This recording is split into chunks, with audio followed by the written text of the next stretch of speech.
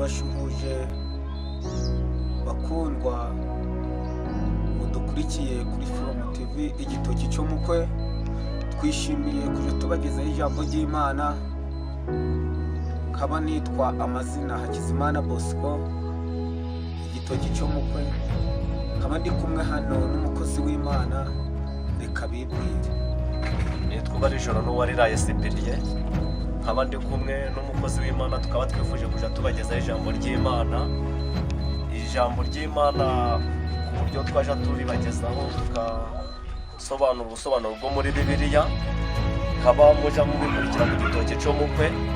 Iryo jambo tugiye kuja tubagezaho, Imana ishiba kumugisha. Kadusenga Imana kubwo kubagezaho ijambo ry'Imana. Mana yacu, uri ibyiringiro bizima, uri isambu itarumba, uri umukozi w'umuhanga, izina ryawe nirihabwe icyubahiro.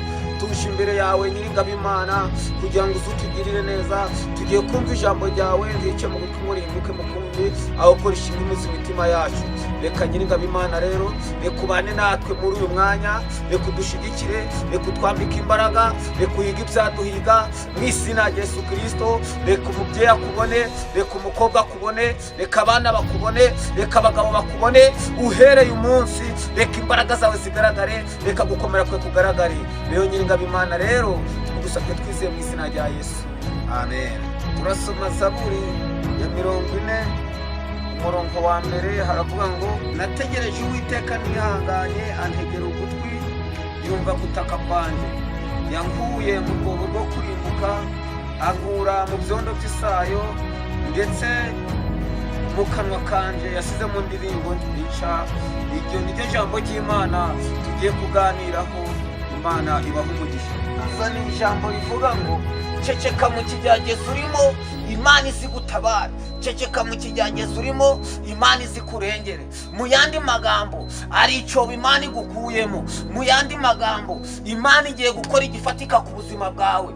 Byaranze urakora biranga, ariko uhereye umunsi akira imbaraga z'Imana, akira ubutwari bw'Imana. Ye wa mubyeyi we, ye wa mukobwa we, ceceka mu kigeragezo urimo, Imana izikurengere, Imana izikurwanire, Imana izikubere ku rugamba. Mu izina ryande, mu izina rya Yesu Kristo, zonenenge yatoteze nevo. Uhereye umunsi akira ubutabazi bw'Imana, akira kurengerwa n'Imana. Mu yandi magambo, surprise ari icyo Imana igiye gukora mu ruhande rwawe. Uri imisozi, urira kanyarira, urira ndabirambiwe, urira songa. Mu yandi magambo, uburi igisubizo, urahamagara habura uwakwitaba, habura uwakumva. Mu yandi magambo, uhereye umunsi akira ubutabazi bw'Imana, akira kurengerwa n'Imana. Mu yandi magambo, ye wa mubyeyi we, ye wa mukobwa we, ceceka mu kigeragezo urimo, Imana izigutabare. Mu yandi magambo, ari ibyo Imana igiye guhishura ku buzima bwawe. Uhereye umunsi Imana igiye kwemeza abana b'abantu bazi ko birangiye, bazi kugiye gukorwa n'isoni, bazi yuko birangiye, bazi kugiye kwiruka ku musozi.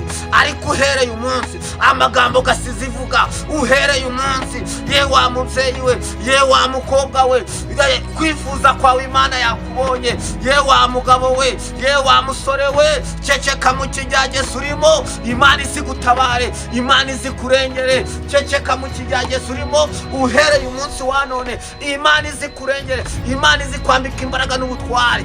Ye wa mukobwa we, nshatse kukubwira ngo umaze igihe kirekire uri mu butayu, umaze igihe kirekire uri mu kigeragezo. Ijambo ry'Imana ravuga ngo ceceka mu kigeragezo urimo, inze ngutabare. Ceceka mu kigeragezo urimo, inze nkigukuremo. Icyondo bagusizemo, ibyondo bakugaraguyemo, Uwiteka Imana bigukuyemo. Uhereye umunsi Imana ari icyo igiye gukora. Imana igiye kwemeza abana b'abantu.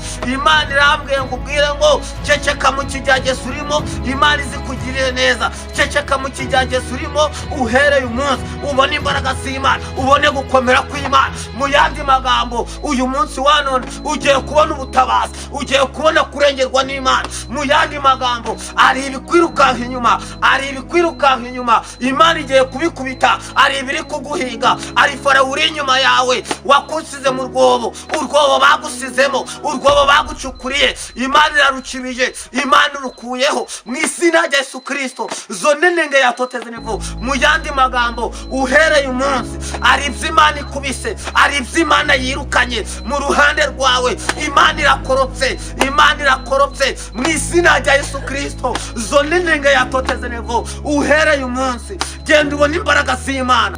Nsoza kubw'ijambo ry'Imana tumaze kumva uyu munsi wa none, genda ubona imbaraga z'Imana, genda ubona ubutabazi bw'Imana, genda uhereye umunsi ibyanze kwemera bigende byemere mu izina rya Yesu Kristo.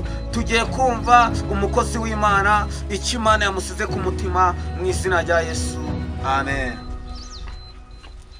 Reka dusome ijambo riboneka mu Mubwiriza 10:11. Haravuga ngo umugombozi yari umwe n'inzoka ntiyigombore ntaca bamaze, kandi intore zigimbye ibishaka kongerwa amaboko. Mw'iri jambo hari kutubwira ngo ese weho nta waba waragiye ukaba waracumujwe n'itorero, nta waba waragiye ukaba waragiye mu bintu bitagira umumaro, ariko Imana yiri kutubwira ngo mbese kuki wagiye ugaca imanza n'ukubera iki? Nico mpamvu iri jambo riri kutubwira ngo twihanire kureka Imana iziduha umugisha, Imana izitugenderere, Imana izidusange. Ni ukuri kw'Imana hari igihe waba waragiye sahizi ukagenda ukareba ku matorero yawe, ukagenda ukareba ku bapenda, ukareba ku baporoso, ariko Imana ishaka itorero ry'umutima wawe. Imana iziduha umugisha, niryo jambo nari mfite. Imana izitugenderere, niryo jambo Imana yaduhaye. Imana igire neza kandi dusange, niryo jambo Imana yanteretse ku mutima, igendereze neza.